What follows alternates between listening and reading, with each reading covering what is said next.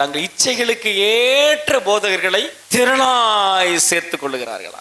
எனக்கு பிடிச்ச மாதிரி பேசுங்க பாஸ்டர், என்னை தட்டி கொடுத்து பேசுங்க ஐயா, நான் அப்படியே அரை மயக்கத்தில் இருக்கிறேன். பிதாவின் ஞானம் இயேசுவை கொள்ளுவது, இயேசுவின் ஞானம் அவர் சொல்லுவது. அப்ப விசுவாசிகள் கர்த்தருடைய சமூகத்தில் அவருடைய குரலை கேட்கணும். கேன்சர்லேருந்து உங்களை சுகமாக்கிட்டாருன்னு வச்சுங்க, யாருக்கு வர வேண்டாம். உடனே பரலோகம் போயிடுவீங்களா? திருவிருந்து எடுக்கிறீங்க, பரலோகம் போயிடுவீங்களா?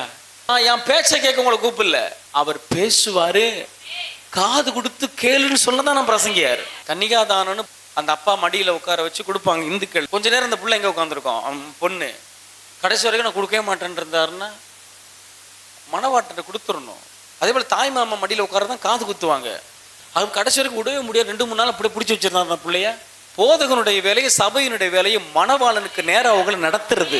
நான் பேசுறதே அவரோடு பேசுகிறார் என்று சொல்லுவதற்கு தான்.